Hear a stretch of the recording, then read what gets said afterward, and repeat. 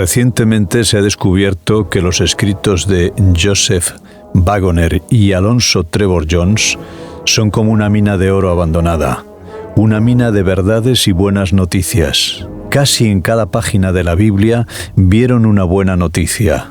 De todo esto resulta algo conmovedor que hace vibrar el corazón para siempre. Es fácil ser salvo y difícil estar perdido si comprendemos hasta qué punto la buena noticia es buena. Es con inmenso placer que presentamos estos deliciosos bocados cotidianos de buenas noticias. Pueda producir a todos vosotros tanto placer oírlas como a nosotros reunirlas y llevarlas a vuestros oídos. El Evangelio es más fuerte que la mala herencia.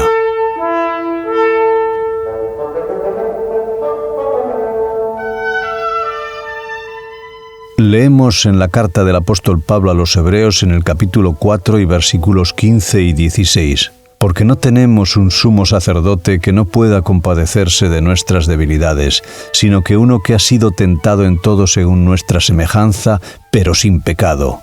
Acerquémonos pues confiadamente al trono de gracia para alcanzar misericordia y hallar gracia para el oportuno socorro. El Evangelio de Dios, como leemos en la carta del apóstol Pablo a los Romanos en el capítulo 1 y versículo 3, es concerniente a su Hijo Jesucristo nuestro Señor, el cual nació de la simiente de David según la carne. Leed la historia de David y de los reyes que de él descendieron.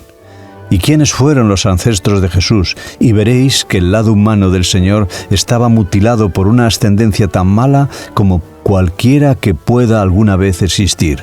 Muchos de ellos eran licenciosos, crueles e idólatras. Aunque Jesús fue compasivo con la enfermedad, Él no cometió pecado y no se halló engaño en su boca, como dice el apóstol Pedro en su primera carta en el capítulo 2 y versículo 22. Esto debe dar ánimo a la gente, aún en las condiciones más bajas de la vida. Esto muestra que el poder del Evangelio de la gracia de Dios puede triunfar sobre la herencia. Como con Cristo, así también con nosotros, es a través de las muchas tribulaciones que entramos en el reino. El que teme reproches o que hace de su nacimiento humilde o de sus trazos hereditarios una excusa para sus deficiencias, caerá del reino de los cielos.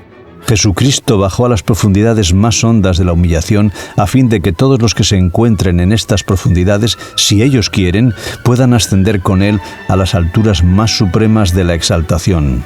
Leemos en la primera carta del apóstol Pedro en el capítulo 4 y versículos 1 y 2. Por tanto, puesto que Cristo ha padecido por nosotros en la carne, vosotros también armaos del mismo pensamiento.